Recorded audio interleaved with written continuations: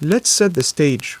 7 months ago on a random Monday, I was finishing a call with my friend when I saw a wild trend stirring up the TF2 community.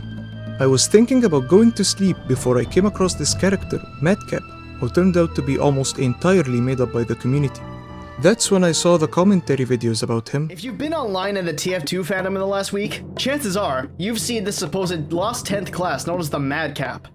And then the demo showcasing him.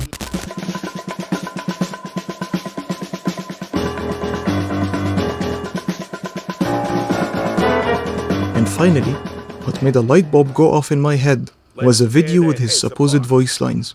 Hey, I think that scat's a spy. There's a sentry over there. You're not backstep on my watch. I realized that I could be the first to make a theme for the character. I was struggling at the time to gain momentum on my channel, as I was always late to every trend and ended up getting relatively little viewership. And this time felt no different.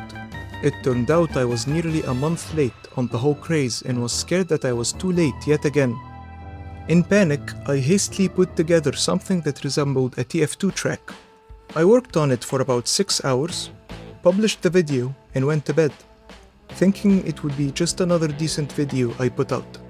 Next morning, I woke up and saw the numbers. 7,000 views. As I talked to friends and family about the news, it grew to 9,000, overtaking my most popular video at the time. Then it soared to 15,000 and only kept growing. I didn't know what drove all this traffic. I have never seen that much attention around my work before.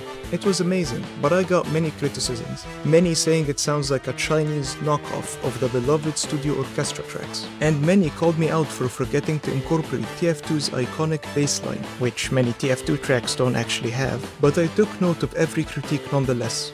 I was later invited on a server for Madcap that would supposedly bring him to life, which I didn't expect to take off and was happily mistaken. With a team forming beside me, I was motivated to take another stab at it and try to make the best unofficial TF2 track possible. Making these videos takes a lot of time, and despite Madcap's success, I've only gotten a total of $21 from the monetization. If you'd like to support me and get access to some perks, you could become a member on Patreon. The costs of living in my country are fortunately not expensive, so even $1 will go a long way towards making my dream job sustainable. If you want to make a TF2 track, then you need to follow a myriad of steps. You must know the instruments that will be used. You can't really put a synth or a random drum set and expect it to sound close. The elements used are a cornerstone of what makes an imitation work. What made my first track sound a little close was the emphasis on the snare drums for the percussion.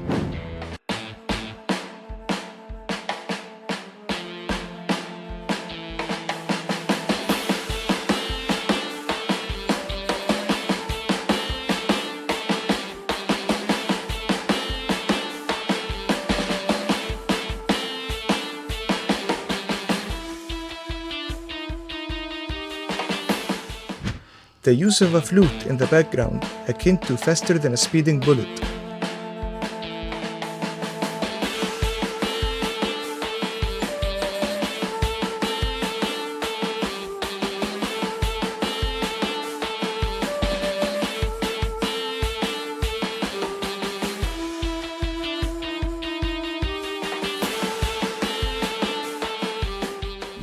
The old distorted bass sound of old rock and spaghetti western tracks.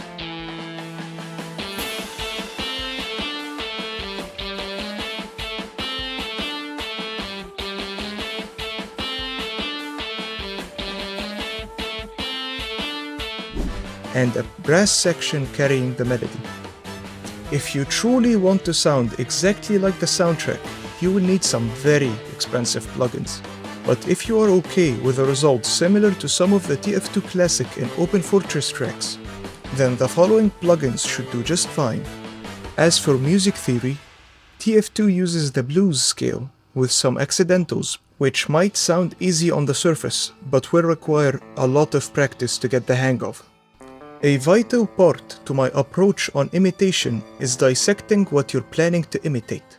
So I scoured the official soundtrack and found more gun and the majority of the calm to be very good for setting the tone.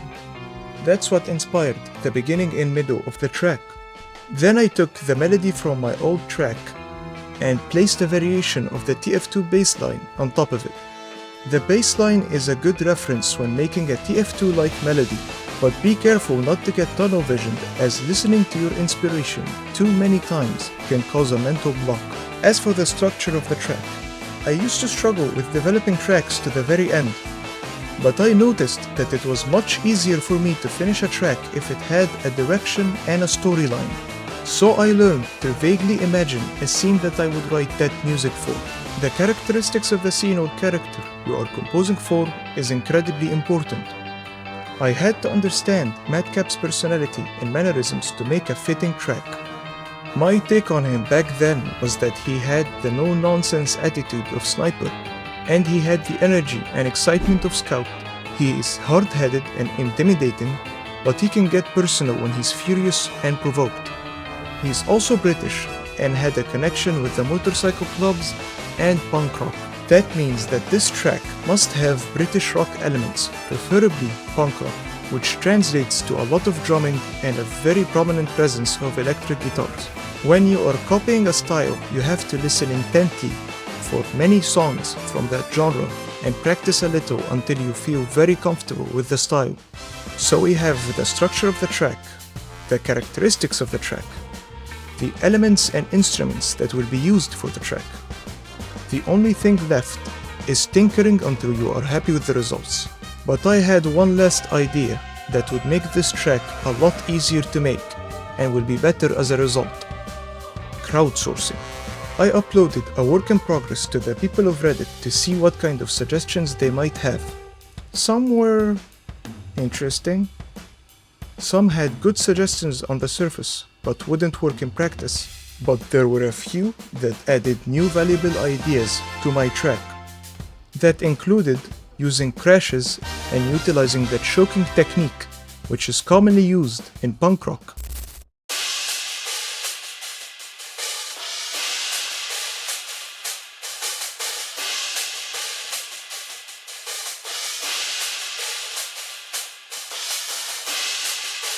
A small variation of the brass melody and the changes in the tempo throughout the track.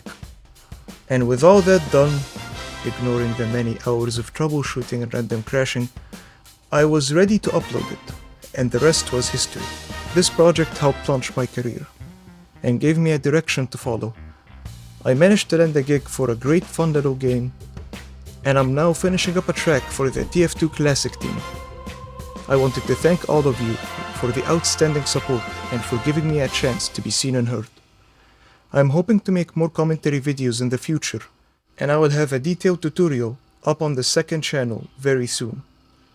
Thanks for watching.